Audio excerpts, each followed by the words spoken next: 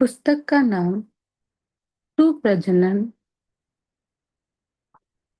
भावी पीढ़ी का नवसृजन।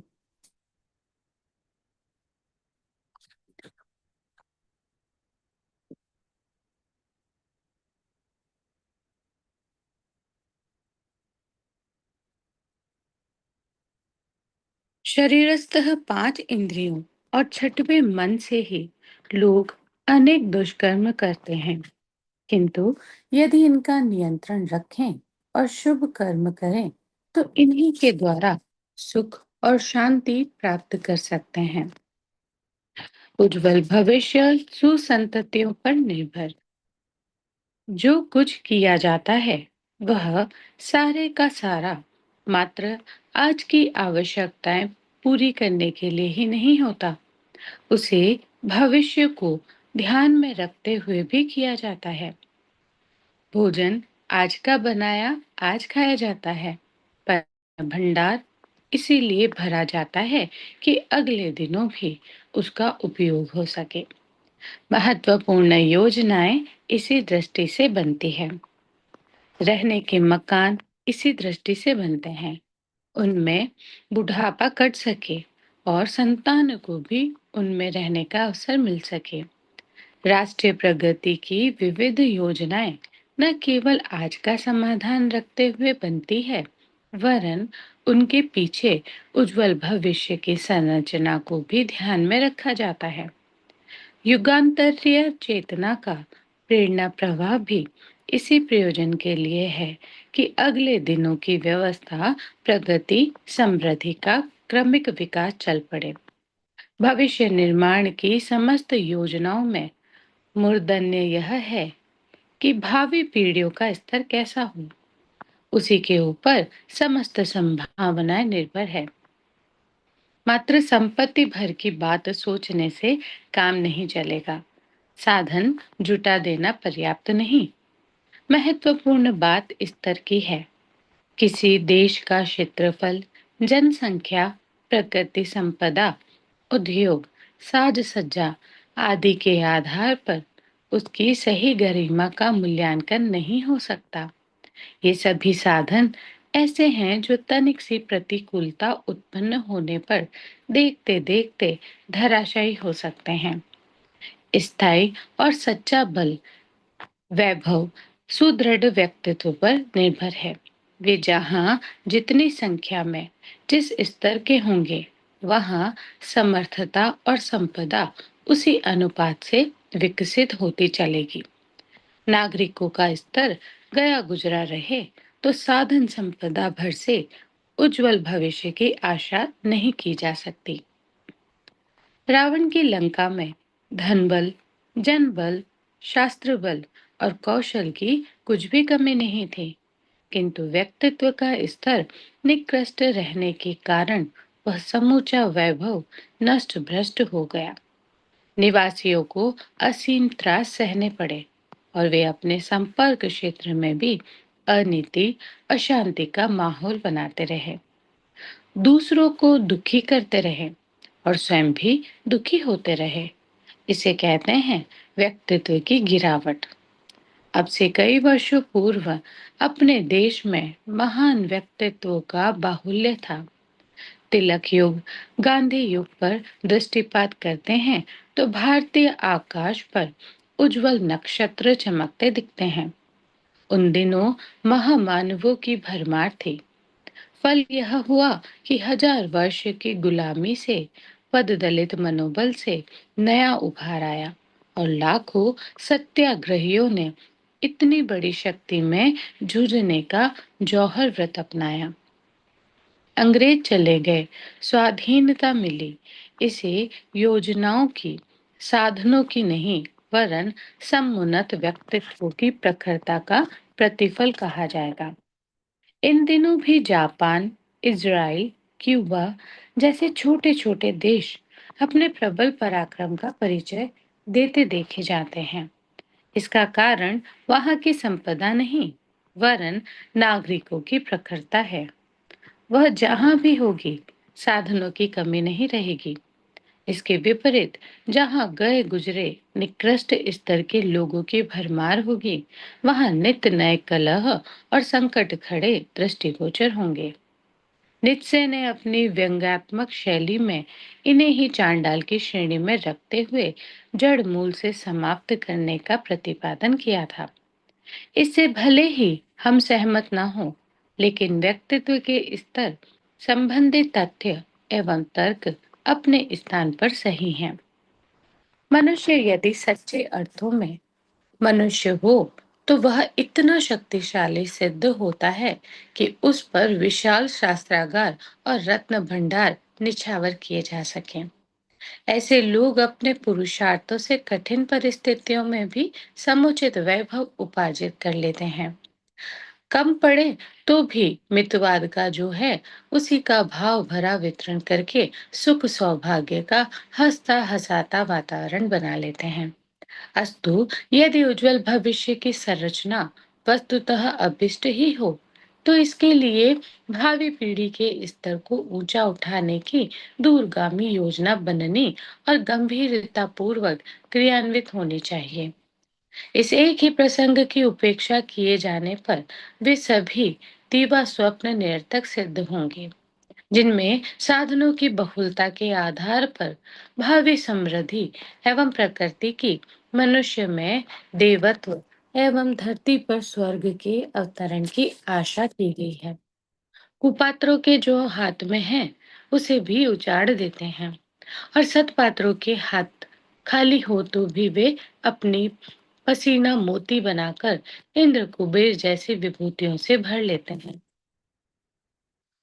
भावी पीढ़ियों के निर्माण के लिए क्या किया जाए, यह विचारने से पूर्व यह सोचना होगा कि वर्तमान जनक और जननियों को क्या सिखाया और कराया जाए, जिससे वे सुप्रजनन के उत्तरदायित्व का सही निर्वाह कर सकें।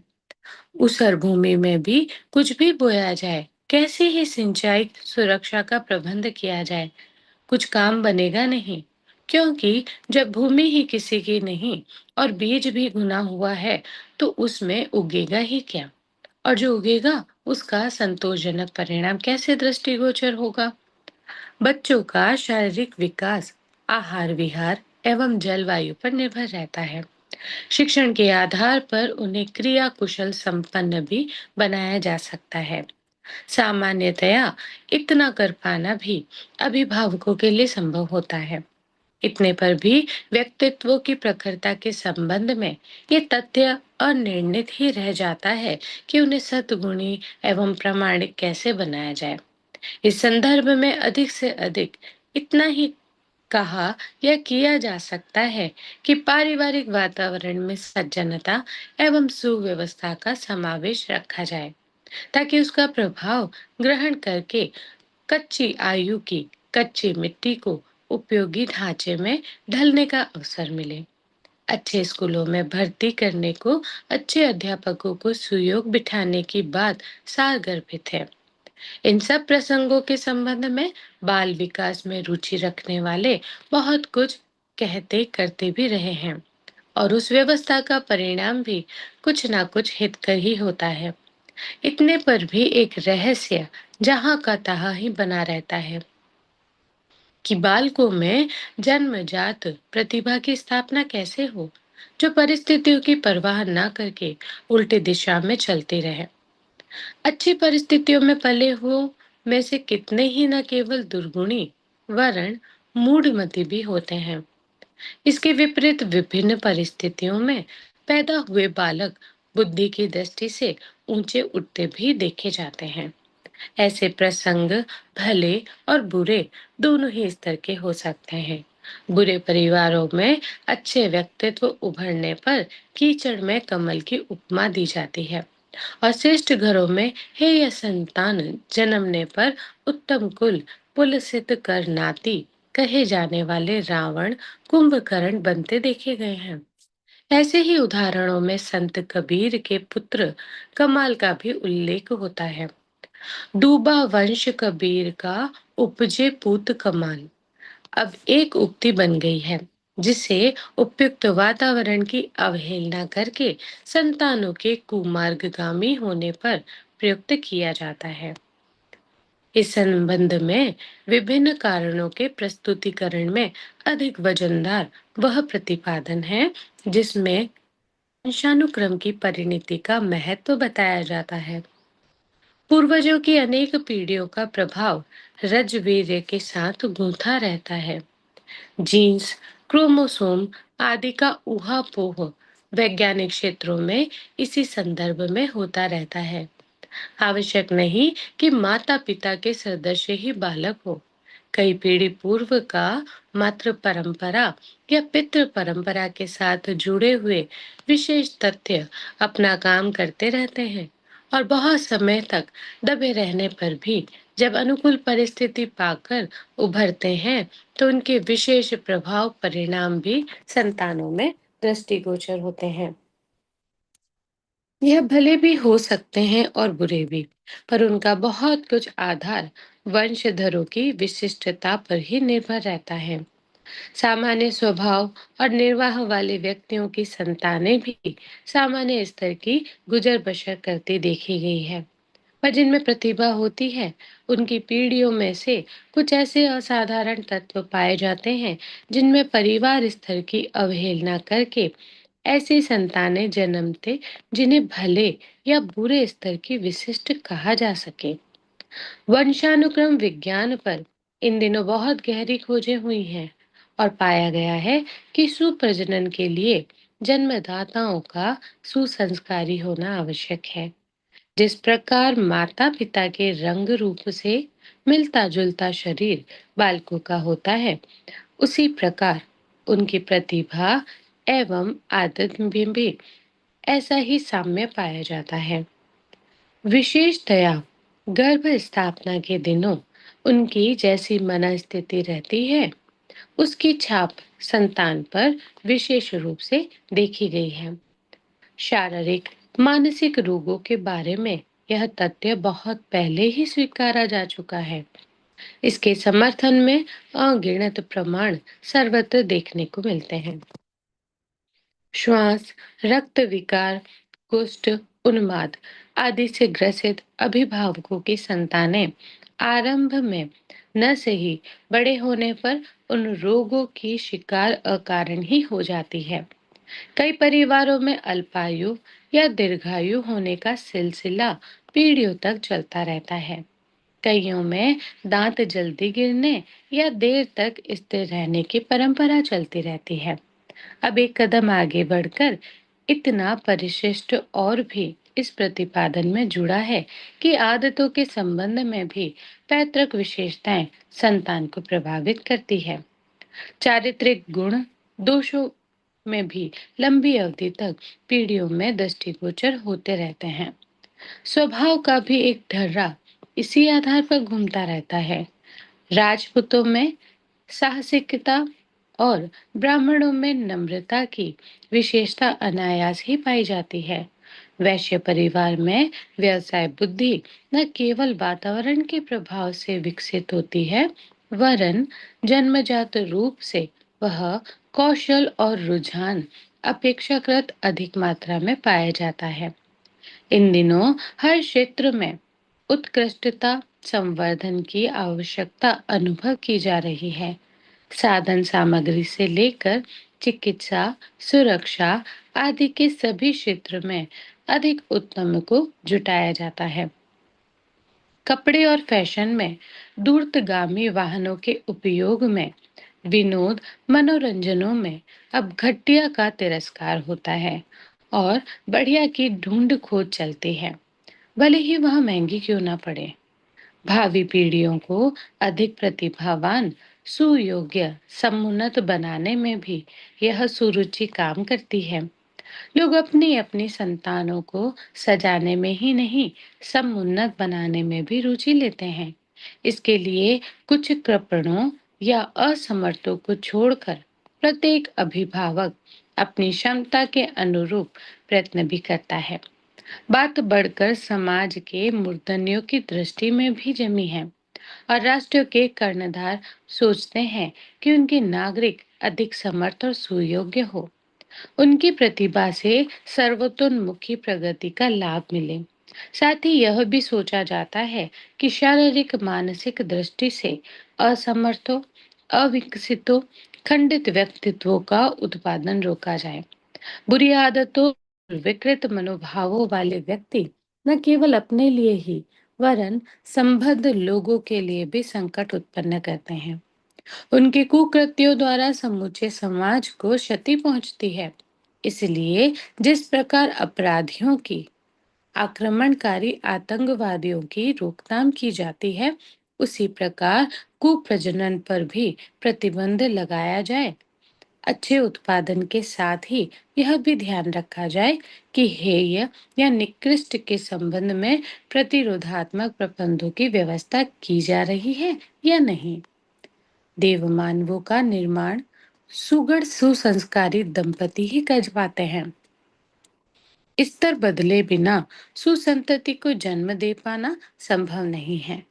ऊपरी उपचार का, शिक्षा का, वातावरण का कुछ तो प्रभाव पड़ता ही है, पर वह इतना नहीं होता जिससे जन्मदाताओं की स्थिति में सर्वदा विपरीत प्रकार के व्यक्तित्व विनिर्मित हो सके।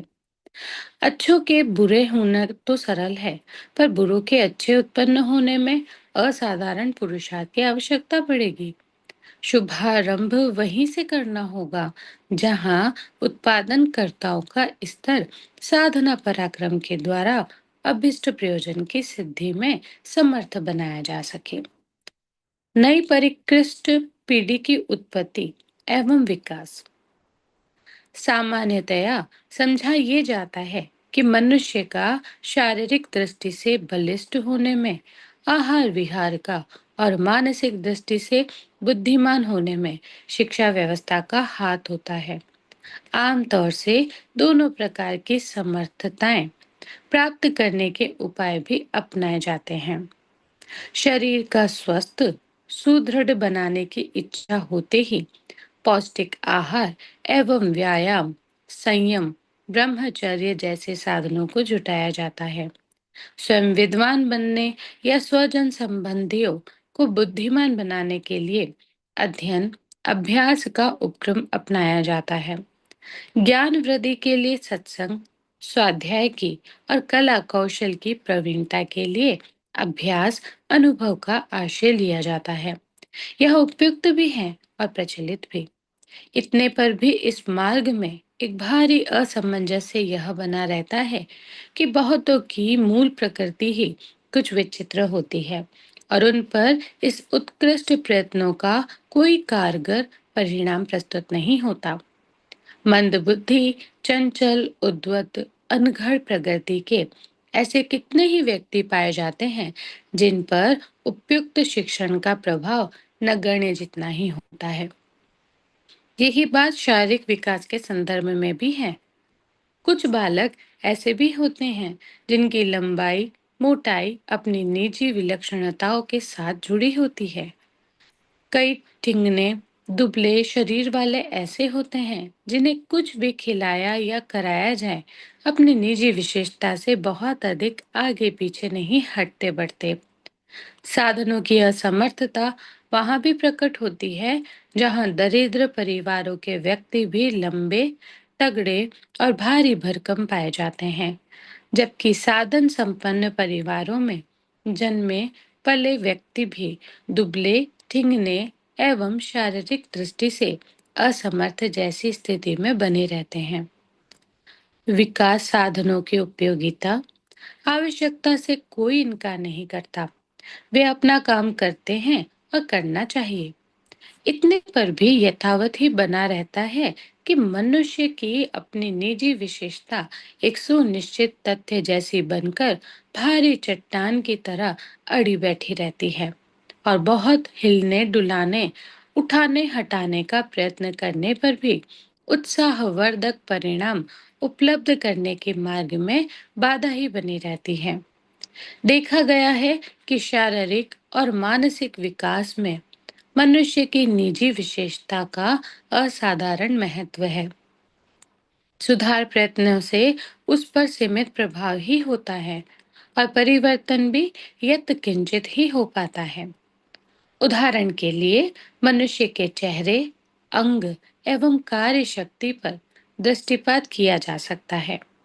अफ्रीका के निग्रो, यूरोप के गोरे, चीन के मंगोल, अरब के तगड़े, कांगो के बौने एकत्रित करके यह जाना जा सकता है कि उनकी आकृति ही नहीं, प्रकृति में भी भारी अंतर पाया जाता है। चेहरा, नाक, आंख, होठ, दांत, बाल, नाखून जैसे अंगों को देखकर यह जाना जा सकता है कि यह भिन्नता उन समुदायों की निजी विशेषता है।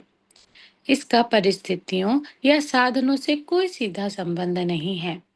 काले निग्रो अमेरिका जैसे शीत प्रधान के गोरों के बीच बसते हुए भी अपने रंग और चेहरे को पीढ़ी दर पीढ़ी यथावत बनाए रहते हैं। इसी प्रकार गोरे लोग दक्षिण अफ्रीका जैसे गर्म क्षेत्र में शताब्दियों से बसे होने पर भी काले नहीं हुए। उनकी संतानें गोरे रंग की तथा माँ बाप जैसे चेहरों की ही होती है, जबकि पड़ोस में बसे मूल निवासी अपने काले रंग, घुंघराले छोटे बाल, चौड़ी नाक, मोटे होठ जैसी विशेषताएं यथावत बनाए रहते हैं। संतानें इसी प्रकार उत्पन्न होती रहती है।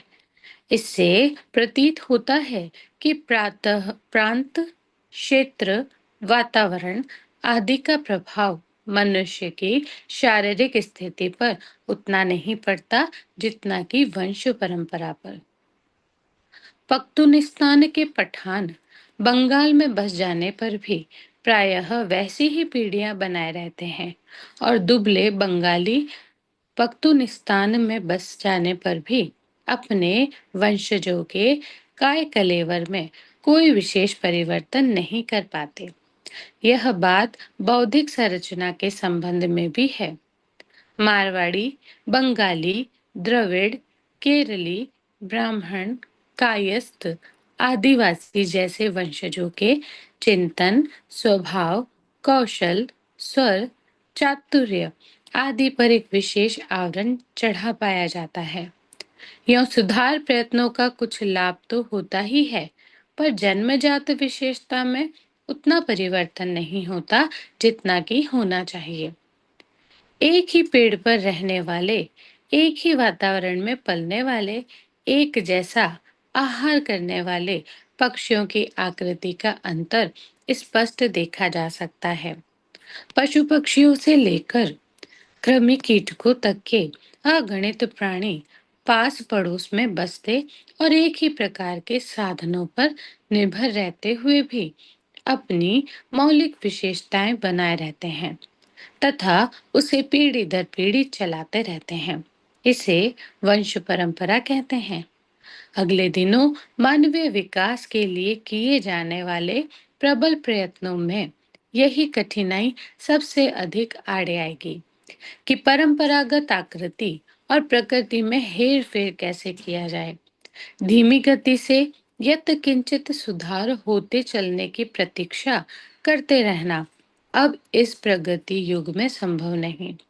न इतना धैर्य है और न इतना अवकाश अवसर कि वंश परंपरा के साथ जुड़ी हुई विशेषताओं में क्रमिक परिवर्तन की आस लगाए बैठे रहा जाए और सुधार प्रयत्नों में होने वाले अत्यंत धीमे परिवर्तन पर संतोष किया जाए। विकासवाद के अनुसार प्राणियों को आदिम काल से लेकर अर्वाचीन परिणति तक पहुंचने में लाखों वर्ष लगे हैं और उतार चढ़ावों से होकर गुजरना पड़ा है। यह प्राणियों की मनस्थिति और प्रगतिगत परिस्थितियों के तालमेल का परिणाम हुआ। अब इसमें एक कड़ी प्रशिक्षण की, सुधार प्रयत्नों की और जोड़ी जा सकती है, जो प्राणी विकास के भूतकाल में नहीं जुड़ सकी। इतने पर भी प्राणियों की अपनी निजी विशेषता इतनी हठीली है कि उसे द्रुत गति में बदल जाने और समय की मांग को पूरा कर सकने के लिए सहमत करना नितांत कठिन है। अन्य प्राणियों की आकृति प्रकृति में अंतर हो सकता है, उनके स्वयं के लिए तथा विश्व व्यवस्था के लिए कितना उपयुक्त होगा उस प्रसंग को छोड़ दें, तो भी मानवीय प्रगति की जो आकुल व्याकुल आवश्यकता समझी जा रही है, उसकी पूर्ति में प्रधान अवरोध वंश परंपरा की हटवादिता ही सबसे बड़ा कारण है, जिसके कारण प्रशिक्षण और साधन का प्रबंध करने पर भी अभिष्ट सफलता मिलती दिख नहीं रही है। मानवीय प्रगति के चार अंग हैं। पहला, कायिक बलिष्ठता। दूसरा, मानसिक कुशाग्रता। तीसरा, मान्यताएं एवं आदतें। चौथा, आकांक्षाएं। सुधार प्रयत्नों से इन चारों विभूतियों में कुछ भी सुधार नहीं हो सकता, ऐसा तो नहीं कहना चाहिए। इतना तो मानना ही होगा कि वंश परंपरा से चली आ रही निजी विशेषताओं में आवश्यक हेर फेर किए बिना सुधार प्रयत्नों में सीमित प्रगति ही संभव हो सकेगी, और उसकी गति बहुत ही धीमी होगी। खास तौर से तब जबकि उपरोक्त विशेषताओं को एक साथ विकसित करने नवयुग के अनुरूप समान व्यक्तित्व संपन्न, परिपूर्ण, सुविकसित, समर्थ, समुन्नत और सुसंस्कृत मनुष्य समाज को विनिर्मित करने की आवश्यकता अनुभव की जा रही हो। इस संदर्भ में विज्ञजनों का ध्यान इस तथ्य पर गया है कि नवयुग के अनुरूप समुन्नत मनुष्य की पीढ़ियां विकसित करने के लिए उसकी मौलिक संरचना एवं विशेषता का द्वार खटखटाया जाए, और उस मर्म स्थल में हेर फेर करके वह मार्ग निकाला जाए जिससे व्यक्तित्व के मर्म स्थल को सुधारना और मौलिक विशेषताओं से युक्त मनुष्य का निर्माण करना संभव हो सकेगा। घटिया पीढ़ियां इन दिनों शिक्षा और स्वास्थ्य संवर्धन के प्रयासों को निरर्थक बना रही है, पर यदि अगले दिनों बढ़िया व्यक्तित्व ढल सके तो भविष्य में उनकी पीढ़ियां समुन्नत स्तर को बनती चली जाएगी।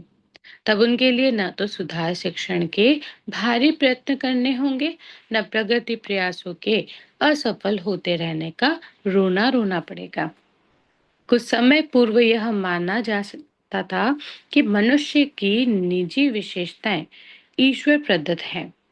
वे भाग्य विधान या पूर्व संचित संस्कारों के कारण पल्ले बंदी होती है, और उन्हें बदल सकना मनुष्य के बस के बाहर है। तब इस क्षेत्र के परिवर्तन के लिए किसी देवी शक्ति के अनुग्रह से ही गुत्थी सुलझने की आवश्यकता की जाती थी। व्यक्ति का परिवर्तन, पीढ़ियों का सम्मुतिकरण, यो अभिष्ट तो सदा ही रहता है, और उसके लिए यथासंभव प्रयत्न भी चला है। इतने पर भी परिणाम दृष्टि से प्रायः निराश जैसा होना पड़ा है। प्रयत्नों की असफलता को देवी दुर्विपाक मानकर मन समझाने और संतोष करने के अतिरिक्त उन दिनों और कोई चारा था भी नहीं। अब परिस्थितियों में भी भारी अंतर हुआ है।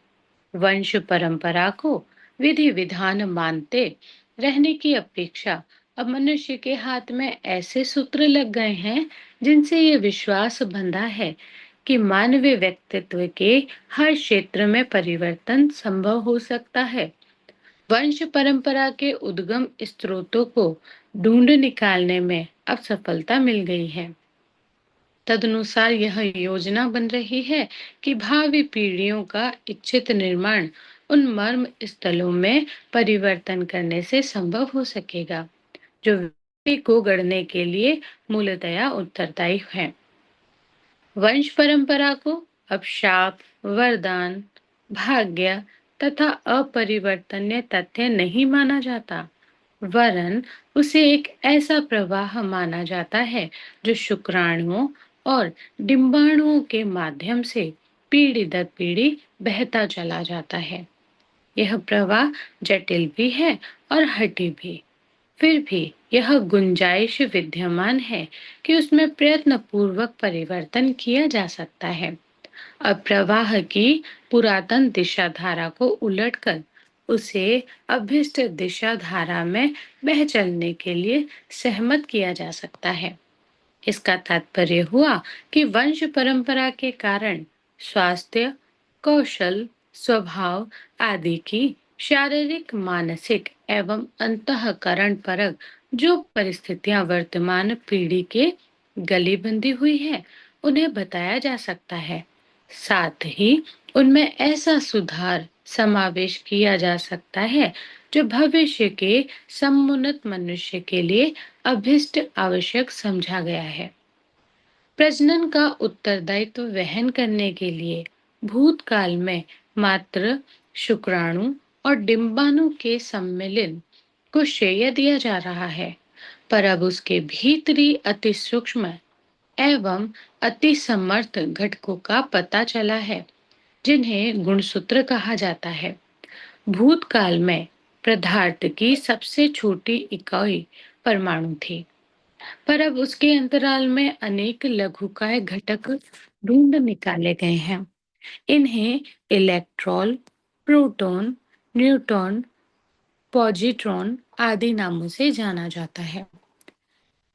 ठीक इसी प्रकार अब प्रजनन घटक शुक्राणु, डिंबाणु नहीं रहे, वरन उनके भीतर पाए जाने वाले अत्यंत सूक्ष्म घटक गुणसूत्र न केवल प्रजनन के वरन वंश परंपरा के साथ लिपटी हुई अनेका अनेक क्षमताओं और विशेषताओं को हस्तांतरित करने वाले माने गए हैं।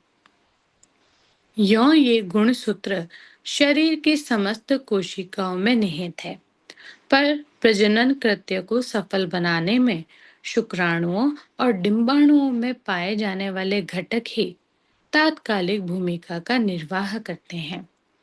इनके अंतराल में न केवल नई संतान की आकृति वरन प्रगति भी घुली होती है, जो पीढ़ी दर पीढ़ी पानी की लहर की तरह आगे आगे बढ़ती जाती है। इन गुणसूत्रों के साथ संरचना करने वाले रासायनिक पदार्थ तो रहते ही हैं, साथ ही एक ऐसा अदृश्य विद्युत प्रवाह भी घुला रहता है, जिसमें पूर्व पीढ़ियों के अनेका अनेक रहस्य, सभी कायिक, मानसिक विशेषताएं जुड़ी रहती है। इन गुणसूत्रों में पितृपक्ष और मातृपक्ष दोनों का सम्मिश्रण रहता है। न केवल पिता, दादा, परदादा, सरदादा आदि की, वरन माता, नानी, परनानी, सरनानी आदि कितनी ही पूर्व पीढ़ियों की विरासत सन्निहित रहती है। आवश्यक नहीं है कि वे सभी विशेषताएं एक साथ नई संतान में प्रकट हो, वरन अनुकूलता के अनुरूप उनमें से कुछ विशेषताएं संतान में प्रकट होती है और कुछ फिर किसी उपयुक्त अवसर की प्रतीक्षा में चुपचाप पड़ी रहती है। इनके प्रवाह में हर नई पीढ़ी के अनुभव, अनुदान जुड़ते चले जाते हैं। आदि मानव की तुलना में अर्वाचीन पीढ़ी में पाए जाने वाले गुणसूत्र अत्यधिक विकसित हैं। उनके साथ एक के बाद दूसरी पीढ़ी के अनुदान जुड़ते चले आए हैं और सब मिलाकर स्थिति इतनी साधन संपन्न बन गई है कि उनमें पाए जाने वाले पक्षों में यदि उपयोगी अनुपयोगी का भेद एवं उपयोग करना संभव हो सके, तो हर स्तर की संतति उत्पन्न कर सकना भी सरल सिद्ध हो सकता है। गुणसूत्रों की संरचना एवं व्याख्या विवेचना काफी जटिल है, तो भी मोटी जानकारी के रूप में वंशानुक्रम के विद्यार्थी भी सामान्य ज्ञान से संबंधित कुछ जानकारियां प्राप्त कर लेते हैं। इस प्राथमिक परिचय में जो सिखाया जाता है, उसका सारांश यह है कि मानव जीवन के विधायक कुछ उत्पादक तत्व होते हैं, जिन्हें बीजकोश कहते हैं। प्रत्येक व्यक्ति के बीजकोश अपने विशिष्ट गुणों से युक्त होते हैं। इन्हीं विशिष्ट गुणों को लेकर बालक जन्म लेता है। किसी भी व्यक्ति के गुण उसके माता और पिता पर ही आधारित नहीं है, वरन उसके दादा, परदादा और पूर्वजों में भी संक्रमित होकर आते हैं। प्रत्येक सेल में वंशसूत्र क्रोमोसोम कुल 46 होते हैं, जिनमें से 23 शुक्र पिता के और 23 अंडकोश माता से आते हैं। इन 46 में से 44 ऑटोसोम्स शरीर निर्माण संबंधी एवं 2 सेक्स क्रोमोसोम लिंग निर्धारण संबंधी होते हैं। 10 मादा का एक्स मादा का एवं वाई नर का प्रतीक माना जाता है। एक्स वाई का संयोग लड़के को एवं एक्स एक्स का संयोग लड़की को जन्म देता है।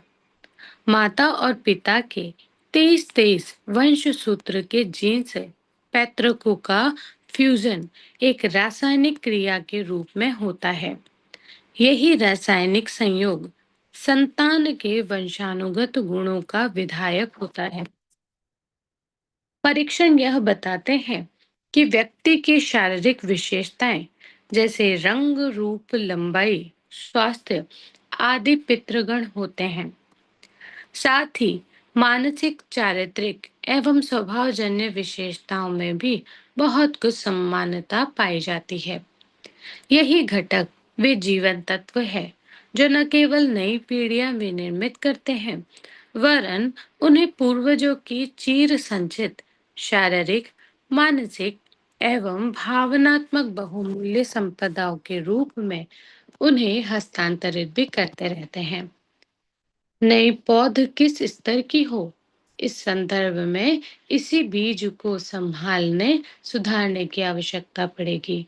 खेत में क्या उगाना है यह निश्चय करने के उपरांत सर्वप्रथम उसके लिए उपयुक्त बीज की तलाश करनी पड़ती है। यह ठीक है कि खाद पानी की सहायता से बीज को अंकुरित, विकसित, फलित होने का अवसर मिलता है, किंतु साथ ही यह भी निर्विवाद है कि जो बोया जाएगा वही उगेगा। वृक्ष का स्वरूप और वैभव उसी स्तर का होगा जैसा कि बीज था।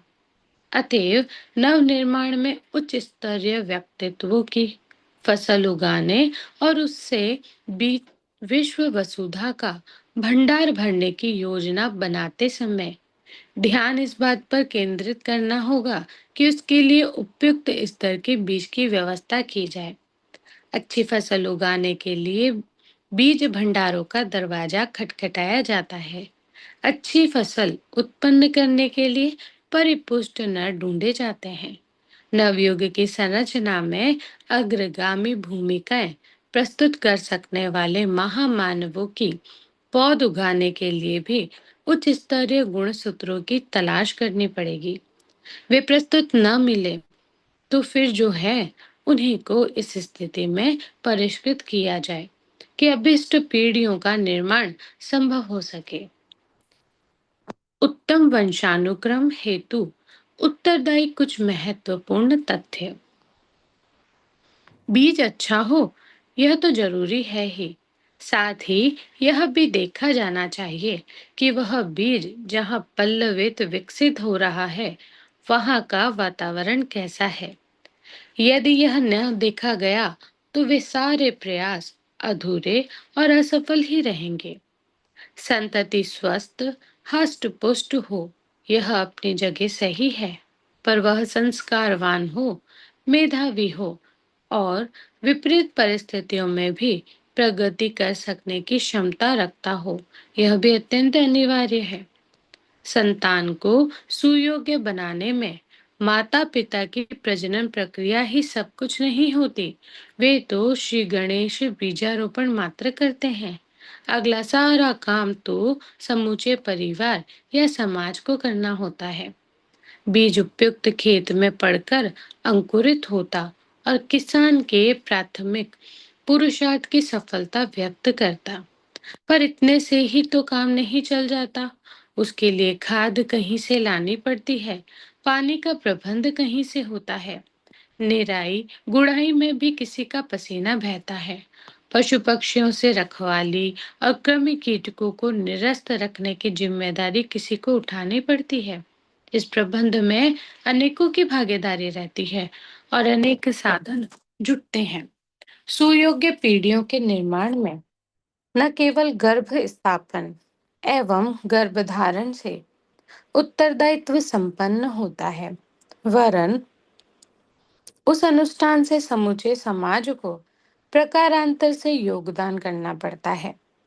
ऐसी दशा में उत्पादकों का ही नहीं, समाज के कर्णधारों का भी यह कर्तव्य हो जाता है कि वे सुयोग्यता संवर्धन के उपयुक्त वातावरण बनाने, साधन जुटाने की तरह इस बात का भी ध्यान रखें कि कहीं हेय सृजन का दौर तो नहीं चल रहा है।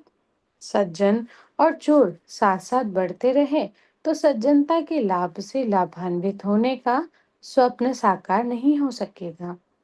उठने के लिए सीढ़ी बनाने और गिरने के लिए खाई खोदने का उपक्रम साथ साथ चले तो बात कैसे बनेगी। सुसंतति का शुभारंभ जनक जननी गर्भाधान क्रिया के साथ आरंभ होता है। उन दिनों की शारीरिक मानसिक स्थिति तो वंशानुक्रम के रूप में संतति को सुसंस्कारिता एवं दीक्षता प्रदान करने के लिए उपयुक्त होना चाहिए। इनमें कमी पड़ेगी तो सड़े घुने बीज से उत्पन्न हुए अंकुर पूर्णता तक पहुंच नहीं सकेंगे, वरन उल्टी खींच पैदा करेंगे। जो बोने की क्रिया संपन्न करे वे ही उगने से लेकर पकने तक की अवधि में अभिष्ट आवश्यकताएं जुटाने का भी प्रबंध करें। इसके लिए उनकी पूर्व तैयारी होनी चाहिए। तात्पर्य यह है कि प्रजनन कृत्य में संलग्न होने वालों की आर्थिक स्थिति भी इस योग्य होनी चाहिए कि उनके उत्पादन को समुचित खाद पानी देने तथा सुरक्षा जुटाने में व्यतिरेक उत्पन्न न हो सके। जिसके पास ऐसे साधन नहीं, वे बीज बोने का साहस ही न करें। में जुताई बुहाई का श्रम निरर्थक जाता है। साधनों के अभाव में जब अंकुर सूखते हैं तो दुख भी होता है और अपयश भी लदता है। इस असक्षम विकृति का सृष्टि का यदि भार वहन करना पड़े तो यह भी विश्व मानव की कुसेवा है। उत्पादित संतान का भविष्य न बना सकने की क्षमता न होते हुए भी उस वजन को उठाकर अपनी गर्दन तोड़ लेना और भार की गठड़ी को जमीन पर गिराकर चूर चूर कर देना कहाँ की बुद्धिमत्ता है।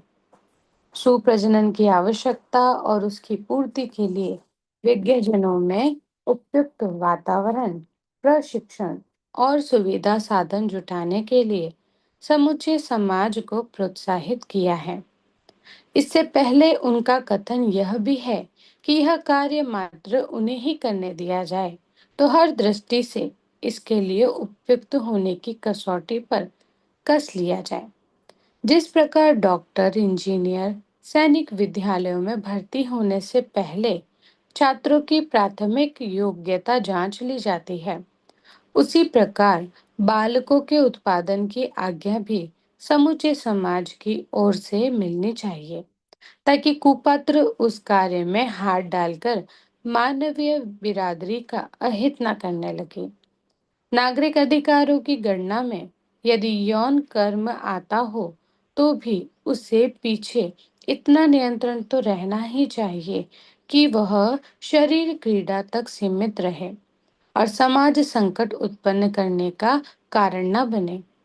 संतानोत्पादन समाज को प्रभावित करने वाला कृत्य है, इसलिए उस पर यदि समाज या शासन की ओर से अंकुश लगता है तो इसे अनुचित नहीं कहा जा सकता। नागरिक अधिकारों की स्वतंत्रता तभी तक उचित ठहरती है जब तक उसका प्रभाव समाज पर नहीं पड़ता।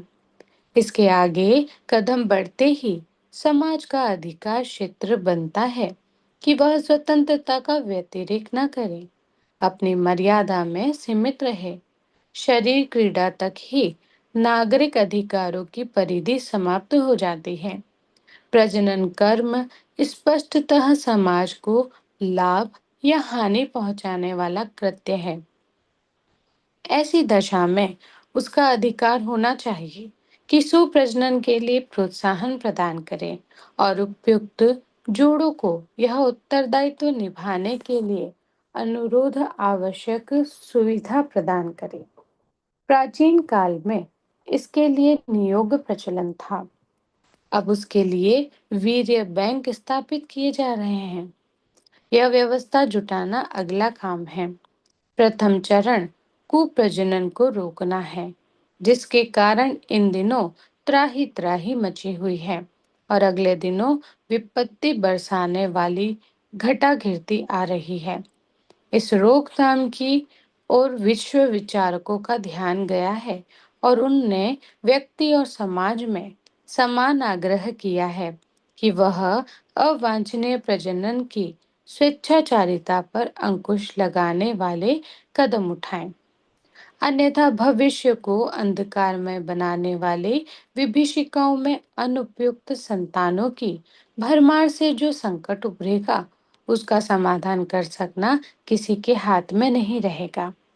टिड्डी दल से होने वाली हानियों को जो जानते हैं, जिन्हें मूषकों की, मच्छरों की अभिवृद्धि के दुष्परिणाम का पता है, उन्हें यह भी जानना चाहिए कि आज का कुप्रजनन अगले कल किस प्रकार समूचे वातावरण को विषाक्त करेगा और अनेक समस्याओं का कारण बनेगा। फ्रांस के व्यक्तित्व विशेषज्ञ अल्फ्रेड बीने ने मेधावी और मंदमती लोगों की इस मौलिक विशेषता का आधारभूत कारण उनके जन्मदाताओं की जीन्स संपदा को बताया है और कहा है कि मेधावी संतानों का जन्म वे ही लोग दे सकते हैं जिनकी व्यक्तित्व इसके लिए हर दृष्टि से परिष्कृत हो। पुरातन जीन्स वैभव में आज के व्यक्तित्व का सबसे अधिक प्रभाव रहता है।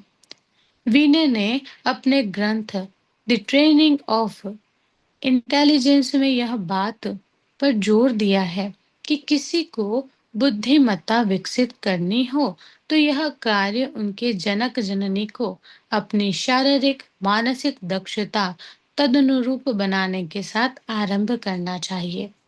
अनुपयुक्त वंश परंपरा लेकर जन्मे बालकों को प्रतिभावान बालकों का उत्पादन बहुत प्रयत्न करने पर भी एक छोटी सीमा तक ही संभव हो सकेगा। अमेरिका में इस संबंध की खोजबीन करने और किसी निष्कर्ष पर पहुंचने के लिए कई महामनीषियों ने असाधारण प्रयत्न किए हैं। भैया दीदी, यहाँ हमारा समय पूर्ण होता है। स्वाध्याय को विराम देंगे और 1 मिनट मौन रखेंगे स्वाध्याय को आत्मसात करने के लिए।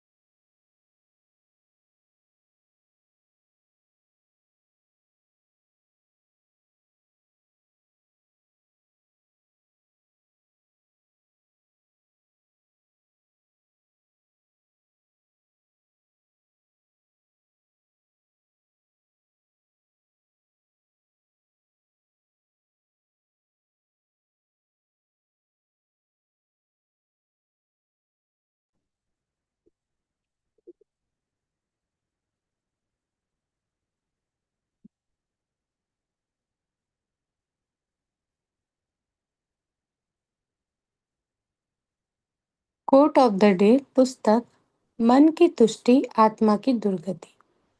अंतरात्मा को जानने का एक ही उपाय है, उसके विषय में सदा जिज्ञासु एवं सचेत रहना।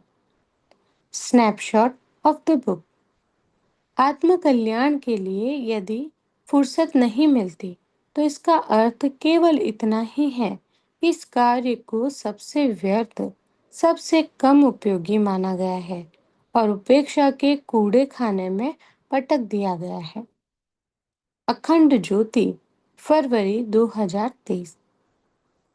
सुख की कामना का केंद्र होने के कारण ही प्रत्येक पदार्थ या प्राणी एक दूसरे को प्रिय लगता है।